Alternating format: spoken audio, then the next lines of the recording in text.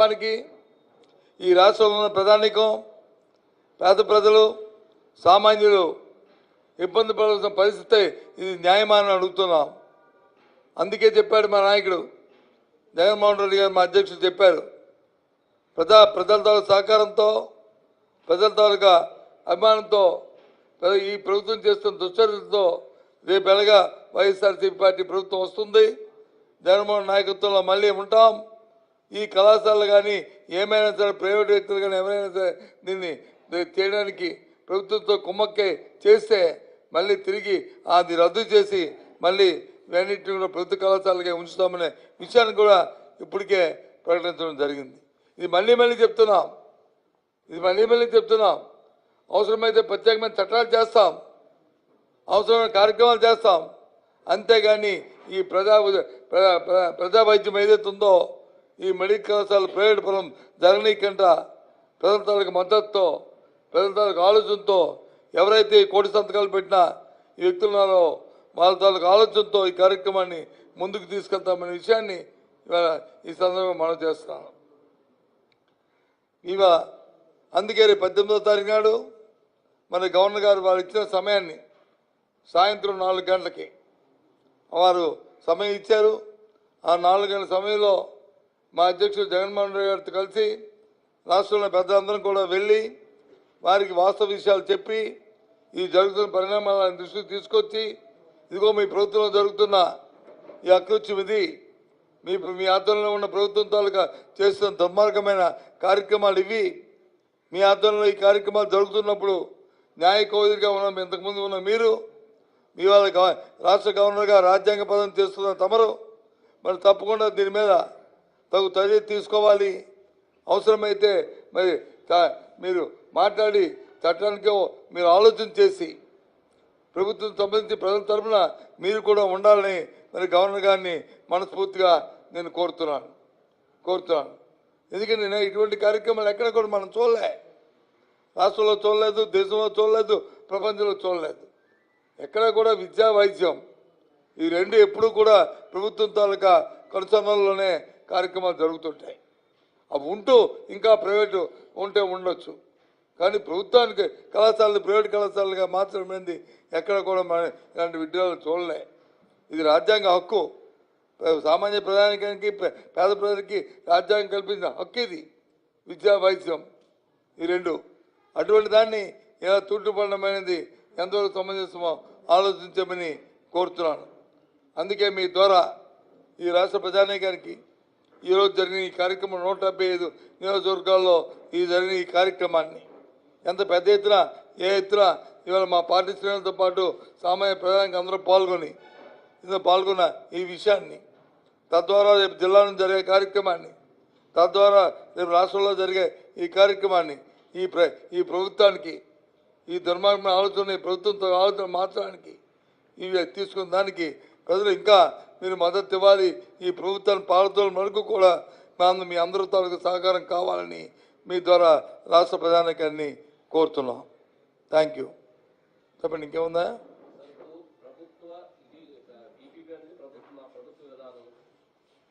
పర్యవేక్షణలో ప్రైవేటు పెట్టుబడుల ద్వారా మెరుగైన వైద్యం అందుతుందని వాళ్ళ వాదన. మెరుగైన ఇన్ఫ్రాస్ట్రక్చర్ కానీ లేదంటే మెరుగైన వైద్యం కానీ అందుతుంది. అదే ప్రభుత్వ ఆధీనంలో ఉంటే కనుక కొంత ఫైనాన్షియల్ ఇబ్బందులు ఉన్నాయి. ఈ కారణంగా ఈ విధంగా మార్చడం చెప్తున్నారు. ఫైనాన్షియల్ ఇబ్బంది ఉన్న విషయాన్ని మీరు చెప్తున్నారు. ఈ రాష్ట్రం ఇప్పటికే 18 నెలల కాలంలో 2,50,000 కోట్లు అప్పు చేసింది.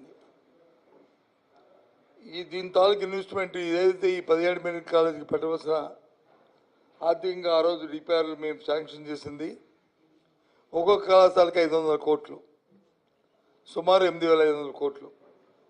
దానికి సంబంధించి అప్పటికే 1800 కోట్ల వరకు దానికి వచ్చి మేము ఖర్చు చేస్తాం. ఇంకా మిగతా డబ్బుకి వచ్చి దాని ఫైనాన్స్ ఇన్స్టిట్యూషన్స్తో నాబార్డుతోని మిగతా సంస్థలతోని దాన్ని ట్యాప్ చేస్తాం, ఏ విధమైన ఇబ్బంది లేకుండా. ప్రజారోగ్యానికి సంబంధించి 8,500 కోట్లని రాబోయే 2-3 సంవత్సరాల్లో పెట్టలేమంటున్న ఈ ప్రభుత్వాన్ని ఏమైనా ఆలోచన చేయండి. మరి ఏం చేశారు? 2,50,000 కోట్లు శాశ్వతాన్ని విడుదల చేయమండి. ఏ రకంగా కాంట్రాక్టులకి, ఏ రకంగా తాబేదారులకి, ఏ రకంగా దుర్వినియోగం చేశారో తెలుస్తుంది. అందుకే చెప్తున్నాను ఇది ప్రజా. అంతేకాదు ఇవాళ విద్య తీసుకుంటే స్కూల్స్లో నాడు నేలప్పుడు స్కూళ్ళు పెట్టాం. మన పేరెంట్స్ మీట్ పెట్టారు. పేరెంట్స్ మీట్లో వచ్చి ఆ రోజు జరిగిన ఆ స్కూల్స్కి ముఖ్యమంత్రి వెళ్ళాడు, విద్యాశాఖ మంత్రి వెళ్ళాడు, ఉప ముఖ్యమంత్రి వెళ్ళాడు, ఇంకా పెద్దలందరూ వెళ్ళారు. ఏ విధంగా ఎంత ఆహ్లాదకరంగా ఉన్నాయా స్కూల్స్ వాతావరణం? అదే 5 సంవత్సరాల కింద తన తెలుగుదేశం పార్టీ అధికారం ఉన్నప్పుడు ఏ రకంగా ఉన్నాయా స్కూల్స్? ఎందుకంటే అది మానవ వనరులు. అది స్కూల్ విద్య మీద పెట్టిన ప్రతి పైసా కానీ, వైద్యం పెట్టిన ప్రతి పైసా కానీ అది సంక్షేమం కాదు, అది అభివృద్ధి కోసం చేస్తున్న కార్యక్రమాలు.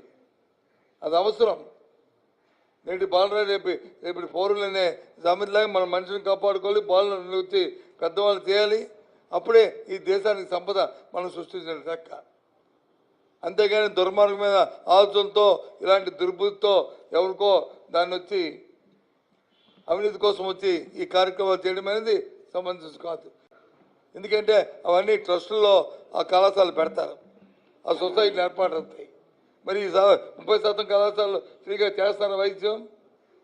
మన పక్కన ఉన్న నిమ్స్ కానీ, లేకపోతే అక్కడ ఉన్న రాజ్యంలో ఉన్న ఆ మెడికల్ కాలేజీలో కానీ, లేదు శ్రీకాకుళంలో ఉన్న కానీ, లేదు అక్కడున్న గాయత్రి కానీ, లేదా అక్కడున్న గీతం కానీ, లేదా ఎన్ఆర్ఐ కానీ ఎవరైనా ఫ్రీగా చేస్తారని చెప్పనండి.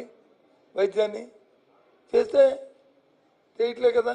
ఏ రకంగా దౌర్జన్యంగా దుర్మార్గంగా మరి వసూలు చేసి చచ్చిపోయిన బాడీని కూడా ఆ డబ్బు ఇస్తే ఇవ్వలేని పరిస్థితి ఉన్న పరిస్థితి కరెక్ట్ కాదు కదా.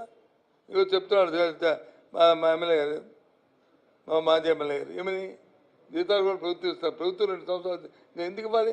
నువ్వే జీతాలు ఇచ్చుకొని 2-3 సంవత్సరాలు నువ్వే దానికే సెల్ఫ్ సస్టెన్స్ కోసం, సెల్ఫ్ ఫైనాన్స్ కోసం ఏబీసీ గ్రూపులు పెట్టి దాన్ని పెట్టాం కదా సీట్లకి. అదే కానీ ప్రైవేట్ కళాశాల అయితే దాన్ని 10 లక్షలు కట్టవలసి ఉంటే 10 లక్షలు వచ్చి వైట్లో కడితే ఇంకో కోటి వచ్చి బ్లాక్లో కట్టవలసిన పరిస్థితులు ఏర్పడతాయి. ఇది వాస్తవం. ఇది ఎందుకంటే ప్రభుత్వం రెగ్యులేటరీ లేదు, ఏం చేస్తుందో తెలియట్లేదు, ఏమవుతుందో తెలియట్లేదు. అది కారణం.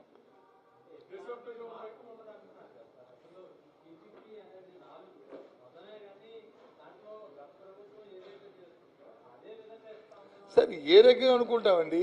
ఎందుకు ప్రైవేట్ వాళ్ళు ఇన్వాల్వ్ చేయాలి అంటే ప్రభుత్వంలో స్తోమత ఉన్న వాళ్ళు, ప్రభుత్వంలో ఇది టెక్నికల్గా ఉన్నవాళ్ళు, నాయకులు ఉన్నవాళ్ళు ప్రభుత్వంలో అధికారులు లేరా? ప్రభుత్వానికి వచ్చి ఆ సేవ లేదా అంటే ప్రభుత్వంలో ఉన్న అధికారులు అందరూ కూడా ఎందుకు పనికిరాని వారా? వాళ్ళకి అనుమతి లేదా? వాళ్ళు అడ్మినిస్ట్రేషన్ చేయలేరా? ఏమనుకుంటున్నారు? ప్రైవేట్కి ఎందుకు పెట్టాలి? ప్రజావైద్యం ప్రైవేట్ కళాశాల పెట్టుకోమనండి, వారు తెచ్చుకోమనండి, వారికి కావాల్సిన ఇంటెన్సివ్ ఇచ్చుకోండి. ఏం చేస్తారో మీ విధానాన్ని మీరు ప్రకటించండి. కానీ ఇదేం విధానం ఇది? ప్రభుత్వ కళాశాలని ప్రకటించిన దాన్ని ప్రైవేట్ కళాశాల పెట్ట. పూర్వం రోజుల్లో ఒక గ్రామంలో స్కూల్ పెడితే, ఒక గ్రామంలో ఒక పిహెచ్సి సెంటర్ పెడితే ఎంతో ఆనందించి ఏ విధంగా ఉండేవాళ్ళో మనం ఒకసారి ఆలోచన చేసుకోవాలి. అలాంటిది ఒక ప్రభుత్వ కళాశాలను తీసుకెళ్ళి ప్రైవేట్ చేస్తామంటే ఇది ఎక్కడ చూస్తారు ఏంటి? అందుకే అందుకే ప్రజలందరూ స్వచ్ఛందంగా వచ్చి ఇక ఆ కోటి సంతకాలు పెట్టారు. ఇదేం మేమేమి డూప్లికేట్ పెట్టి కావలసిన మీరు చూడండి, చూపెడతాను, పెట్టిస్తాను, చూడండి, పదండి, వెరిఫై చేయండి.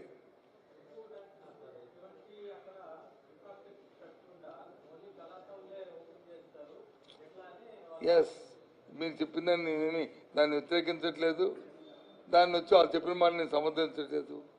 ఒక కళాశాల పెట్టినప్పుడు ఆ ప్రభుత్వ కళాశాల అవ్వాలంటే మినిమం 5 నుంచి 7 సంవత్సరాలు పడుతుంది. 5 నుంచి 7 సంవత్సరాలు పడుతుంది. మరి 3 సంవత్సరాల్లోనే విజయనగరం మెడికల్ కళాశాలని పెట్టి దాన్ని ప్రారంభించాం కదా, ఫస్ట్ ఇయర్ అడ్మిషన్ చేశాం కదా, సెకండ్ ఇయర్ వచ్చినప్పుడు వచ్చి దాన్ని కంటిన్యూ చేస్తూ మీరు వచ్చిన తదుపరి వచ్చిన ప్రభుత్వం దాన్ని చేయాలి కదా, దాన్ని కట్టాలి కదా, దానికి కావాల్సిన పరిస్థితి తెచ్చుకోవాలి కదా. ఇంకా కాకుండా ఎందుకంటే ఎంసీఐ ఉత్తరే సీట్ ఇవ్వద్దు, ఇన్ఫాక్ట్ అంతా ఉంటే కానీ సీట్ ఇవ్వరు. ఈ సంవత్సరం వచ్చి మరి పోస్ట్ గ్రాడ్యుయేషన్ పీజీ సీట్స్ కూడా ఇచ్చింది కదా కాలేజీకి. మరి ఇచ్చిందంటే అవన్నీ ఉండబట్టే కదా ఇచ్చింది, లేకుండా వాళ్ళకి ఇచ్చింది. ఏం మాటలు మాట్లాడతా? ఇదే పాతాలపై మంత్రం కాదు కదా ఆర్ట్ ఊట్ అంటే వచ్చి కాలేజీ వచ్చేయడానికి. అది నిమ్స్ ఎక్కడిది, మన all India medical institute AIIMS మన అమరావతిలో 2004లో విభజన చట్టంలో, 2014లో విభజన చట్టంలో మనకు అది ఇచ్చారు. ఆ తర్వాత 10 ఏళ్ళు అది పెట్టారు. ఇప్పటికొచ్చి ఇంకా అది చేస్తూనే ఉన్నారు. 10 సంవత్సరాలు అయినా ఆల్ ఇండియా మెడికల్ ఇన్స్టిట్యూట్ సంబంధించి ఎయిమ్స్ కళాశాల మన వాళ్ళ ధనం లేదనుకుంటున్నారా? ఆర్థిక స్తోమత లేదా ప్రభుత్వానికి, కేంద్ర ప్రభుత్వానికి? ఉంది కదా. అయినా దాన్ని అంచెంచెలుగా ఫెసిలిటీ మేళలో తీసుకెళ్తారు, దానికి కావాల్సిన చేసుకెళ్తారు.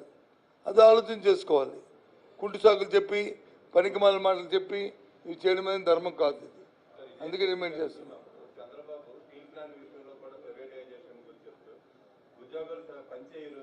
వాళ్ళు కూర్చొని జీతాలు తీసుకుంటా ఉంటే కుదరదు, ఇవన్నీ చెప్తున్నారు సార్. కేవలం ఉద్యోగులు పనిచేయాలనే ఉద్దేశంతోనే ప్రభుత్వం ప్రైవేటీగా వెళ్తుందా, లేకపోతే ఏంటి సార్? చంద్రబాబు నాయుడు గారికి ఎప్పుడూ ఆయనకి అపారమైన నమ్మకం ఆయన మీద, ఆయన కుటుంబ సభ్యుల మీద. మిగతా వాళ్ళు ఎవరికి పనికిరారు ఈ రాష్ట్రంకి, మిగతా వాళ్ళు ఎవరికి పనిచేయరు, మిగతా వాళ్ళు చూస్తే అవహేళన, మిగతా వాళ్ళు చూస్తే హేళనతో మాట్లాడే విధానం. అదే స్టీల్ ప్లాంట్ నవరత్నాల్లో వచ్చి జాతీయ అవార్డులు పొందిన సందర్భాలు కూడా ఉన్నాయి కదా. మేనేజ్మెంట్ సరిలేకపోతే, దానికి కావాల్సిన మౌలిక సదుపాయాలు మనం కల్పించలేకపోతే ఏ సంస్థనే అదే వస్తుంది. కేంద్ర ప్రభుత్వం ఉన్న ఎందుకు శైలిలో విలీనం చేయమంటున్నారు? ఎందుకు దానికి వచ్చి మైనర్ ఓవర్ వచ్చి క్యాపిటల్ మైన్స్ ఇమ్మంటున్నారు? కారణం ఇదే కదా. అదే కారణం ఇంకేం లేదు కదా. క్యాపిటల్ మైన్స్ ఉన్న ఏ శైలిలోనైతే ప్రొడక్షన్ కాస్ట్ వచ్చి 47% వచ్చి ఐరన్ ఓర్ మీద ఉంటే, అదే ఇక్కడికి వచ్చినప్పటికి వచ్చి ఐరన్ ఓర్ వచ్చి బయట వాళ్ళకి చేసుకోవడం వల్ల, ఇంపోర్ట్ చేసుకోవడం వల్ల అది 57% కింద పెరిగింది. 10% డిఫరెన్స్ వస్తుంది అక్కడే. ఆటోమేటిక్గా దాని ఇంపాక్ట్ అంతా ఫినిష్ కూడా మీద పడుతుంది, ప్రొడక్షన్ కాస్ట్ పెరిగిపోద్ది. అదే సింపుల్ లాజిక్. దాంతోపాటు ఎస్టాబ్లిష్ ఛార్జీలు అవన్నీ పెరుగుతాయి.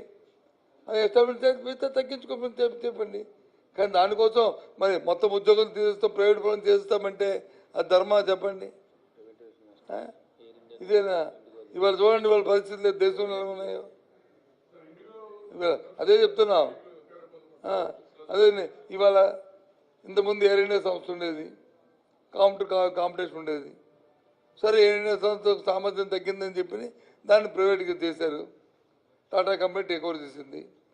తర్వాత వచ్చి ఇంకో 4-5 ఎయిర్లైన్ సంస్థలు ఉండేవి, మనం చూసాం చాలా సంస్థల్ని.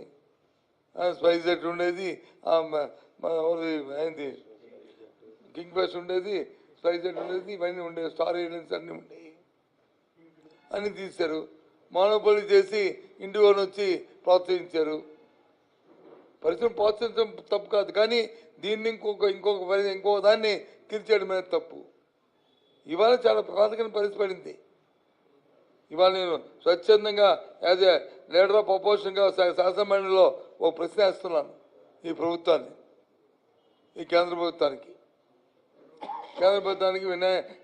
విమానయాన శాఖ మంత్రిత్వ శాఖకి. మీరు కొన్ని నామ్స్ ఇచ్చారు,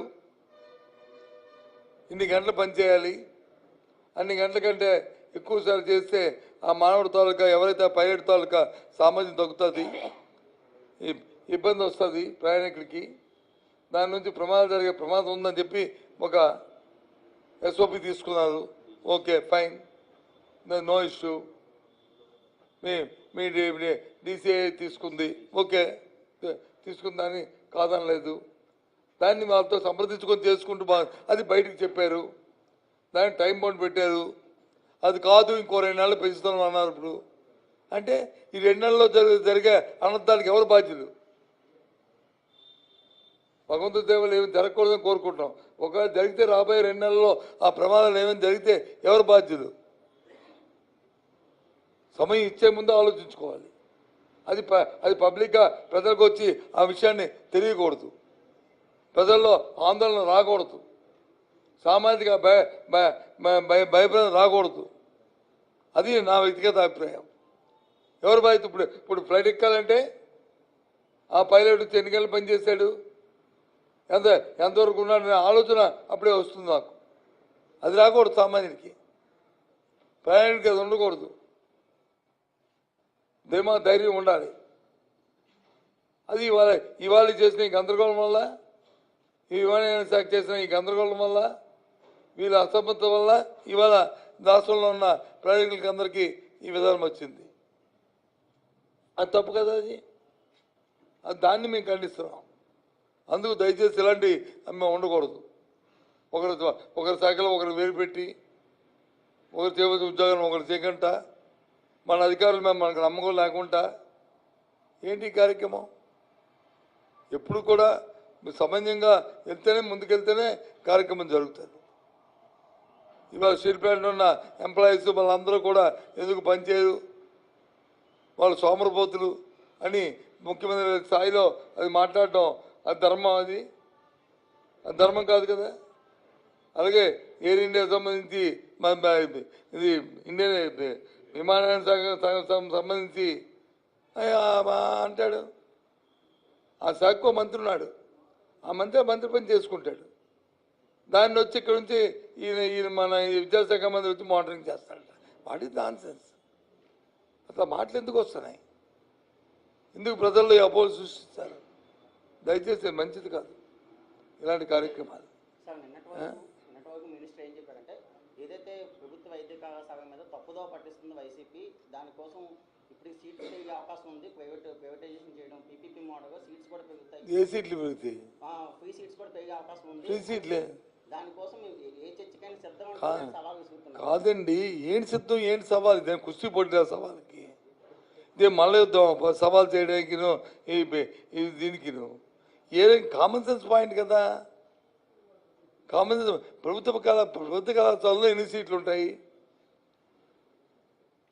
ఫ్రీకి? మేనేజ్మెంట్ కూడా ఎన్ని ఇచ్చారు? ఒక ఇచ్చాం కదా మనం, ఏబీసీ కేటగిరీలు. దానికంటే ఏమైనా పెంచడానికి అవకాశం ఉందా? దానికంటే మేమైనా మానిటరింగ్ చేయగలవా? దేనికోసం? ఏంటి మాట్లాడతారు? అసలు ఒకదానికి ప్రభుత్వం ఇచ్చిన ఆర్డర్లకినో చెప్తున్న మాటలకి పొంతం లేకపోతే ఎలాగా? ఏమనంటే తత్వపరులు అన్నారు, మమ్మల్ని విమర్శించారు, అది ఇది మాట్లాడతారు. బాధ్యత గల వ్యక్తులు మాట్లాడినప్పుడు బాధ్యతతో మాట్లాడాలి. నేను ఇవాళ మాట్లాడుతున్న ప్రతి మాట బాధ్యతతో మాట్లాడుతున్నాను.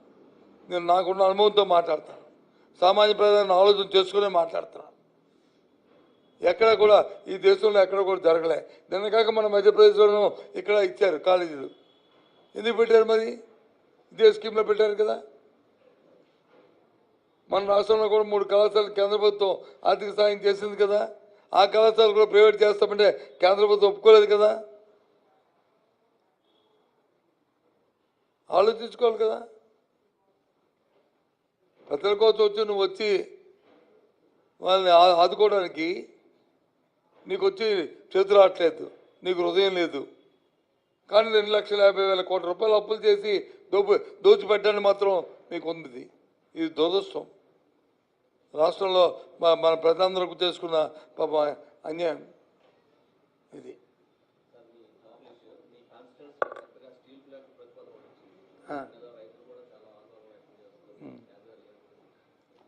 లోకల్ ఇష్యూ అంటుంది ఏంటంటే నా దృష్టి కూడా వచ్చింది, నాకు వచ్చారు. నేను అప్పుడే ముఖ్యమంత్రి గారికి లేఖ కూడా రాశాను, సంబంధిత మంత్రి ఇండస్ట్రీ మినిస్టర్ రాశాను, అలాగే చీఫ్ సెక్రటరీ రాశాను. అందరికీ ఫోన్లో మాట్లాడి చెప్పాను. ఆఫీసర్లకి మంత్రుల వరకు కూడా ముఖ్యమంత్రికి అయితే లేఖ పంపించాను. ఆయనతో మాట్లాడే అవకాశం లేదు కాబట్టి పంపించాను. ఇది చాలా తప్పు. ఎందుకంటే 1,200 ఎకరాలని ఎక్కడి నుంచి ఇస్తారు సామాన్యులు? ఎకరం ఒకటి. రెండోది, వాళ్ళకి ఆ కంపెనీకి ఏమైనా ఐరన్ ఓర్ పోనీ గనులు ఉన్నాయా? ఐరన్ క్యాపిటల్ మైన్స్ ఉన్నాయా? లేవు. అవి కూడా అంట రాష్ట్ర ప్రభుత్వం ఇవ్వాలంట. రాష్ట్ర ప్రభుత్వమే ఐరన్ ఇచ్చి రాష్ట్ర ప్రభుత్వం ఈ కార్యక్రమం ఇస్తే స్టీల్ ప్లాంట్కి ఇవ్వచ్చు కదా. అది పెడుతుందంతా ఎంతమందిని నువ్వు అక్కడ నుంచి ఎన్ని ఎకరాల భూమిని సేకరిస్తున్నావు, దాని లబ్ధారులు ఎంతమంది, దాని నుంచి ఎంప్లాయ్మెంట్ ఎంతమంది, ఏంటిది? అడితో ఏదో టైప్ అయిపోంటారు వెనక నుంచి బ్యాక్ డోర్లో. దానికోసం వచ్చి ఊరిక భూసేకరణ కోసం ఈ ఆలోచన తప్పు కదా ఇది. ఇప్పుడు ఏమైనా ప్రభుత్వ భూమా అప్పుడు ఆ రోజు జిందాలకు చేసామంటే జిందాలు చేసిన దాంట్లో 70-80% వచ్చి ప్రభుత్వ భూమి, తగిన భూమి వచ్చి ప్రైవేట్ వాళ్ళది. దానికి వచ్చి ఆ రోజున్న మార్కెట్ వాల్యూ కంటే ఎక్కువ డబ్బులు ఇచ్చి కొనిపించడానికి చేసి కొనిపించాము. అంతేకాని ఇది కాదు కదా. ఏంటి అది చేస్తుంది?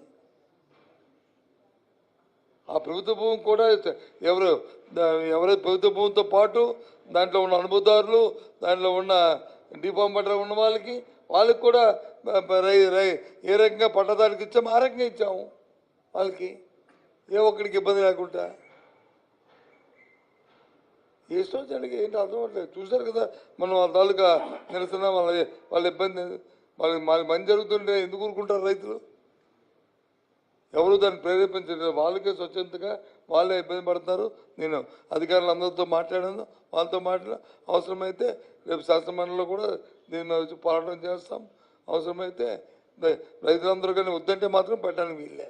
అయితే కోరుకుంటే ఓకే, మాకే అభ్యంతరం లేదు. అలాగని 100 మంది రైతులు ఒకరు వచ్చి వద్దంటే పెట్టడం లేదంటే తప్పు. 100 మందిలో కనీసం 80 మందిని ఒప్పుకుంటే ఓకే, 70 మంది ఒప్పుకుంటే ఓకే. కానీ 100 మందిలో 90 మంది 95 మంది కాదు, ఒక 5 ఎవరో తాబేదారుల మధ్యలో దళాలు వచ్చి అంటే పెడతా అంటే ఎలాగా? అది తప్పు కదా. అది సార్ ప్రభుత్వ వైద్య కళాశాల మీద మీ పార్టీతో పాటు కొన్ని పార్టీలు కూడా అపోజ్ చేస్తున్నాయి, ఇది కరెక్ట్ కాదని. టీపీపీ వాళ్ళతో కలిసి ఏమైనా అవకాశం ఉందా? ఇది ప్రజా సమస్య. ఈ ప్రజా సమస్యతో మేము తీసుకున్న ఈ అంశాన్ని ఎవరు దీన్ని సమర్థించిన వాళ్ళందరితో పాటు ముందుకెళ్తాం. అవసరం అనుకుంటే వాళ్ళే ముందు పెడతాం. మాకేమి దీంట్లో బేచారాలు లేవు. మాకు ఈ సమస్య పట్ల కానీ స్టీల్ ప్లాంట్ పట్ల కానీ మాకేం బేస్. మాకు ప్రజలతో పోయి ప్రజా సమస్యని ప్రజా పోరాటంగా చేయడమే మా ధ్యేయం. అది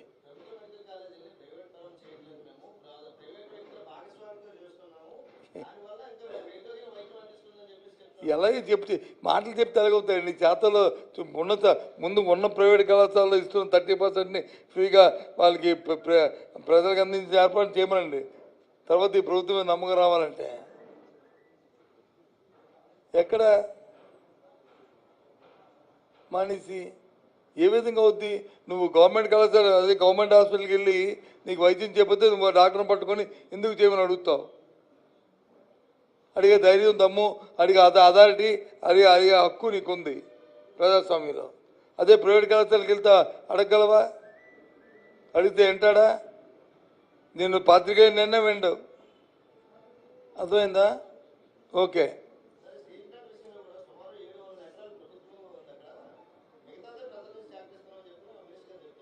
ఏ మినిస్టర్ గారు? అంతేం తెలియదు. ఆ ప్రజలకి వెళ్ళి చెప్పమన్నా మాట నాకొద్దు. ఆ ఊరు వెళ్ళి మీటింగ్ పెట్టే మాట చెప్పనండి. నాకేం చెప్పడం? రైతులు ఇప్పుడు చెప్పారు కదా, రైతులు 90 మంది ఒప్పుకుంటే చేయొచ్చు అని చెప్పి. ఎక్కడో ఒకరిద్దరు ఉంటారు కాదని. అలాంటి కాదు, 90 మంది ఒప్పుకుని చేయమని అవుతుంది. ఊర్లోకి మీటింగ్ పెట్టిమనండి. పెట్టేసి ఇగో మీ అందరూ ఇచ్చారు, అంత ఒప్పుకున్నారని చెప్పి అయిపోయాయి. దాని గురించి ఎందుకు రాజకీయాలకు తావులేదు. ప్రజా సమస్యగా ఉండాలి. అదే మా ఆలోచన. అర్థమైందా? మళ్ళీ మనం చేస్తున్నాను. ఈ పోరాటం వెనక్కి వచ్చిన వరకు కూడా, ప్రభుత్వం వెనక్కి వెళ్ళే వరకు కూడా ఆగదు. ఏదైతే పిపిపి అనేది ఉందో దాన్ని ప్రభుత్వం వెనక్కి తీసుకోవాలని మా డిమాండు. దీనికోసం ఎంత పోరాటమైనా చేస్తాం. రేపు గవర్నమెంట్ కలిసిన తర్వాత కూడా ఈ ఉద్యమం ఆగదు. ఓకే, అవన్నీ అవన్నీ అవన్నీ అవన్నీ మామూలు అవన్నీ దానికి దీనికి ఇంత మంచి సమయం ఉన్నప్పుడు వచ్చి అలాంటి సిరీ థింగ్స్ ఎందుకు? Okay, good luck. పట్టుకెళ్తాం గవర్నర్ గారి దగ్గరికి. 26 జిల్లాల నుంచి వెహికల్స్ అన్ని తీసుకుని జగన్మోహన్ రెడ్డి గారితో కలిసి వారికి వచ్చి తీసుకెళ్ళి వారి చేతికి హ్యాండ్ ఓవర్ చేస్తాము. వారు ఏం చెప్తారో దాని ప్రకారం తదుపరి కార్యాచరణ వారు నిర్ణయిస్తారు, గవర్నర్ గారు నిర్ణయిస్తారు. ఓకేనా?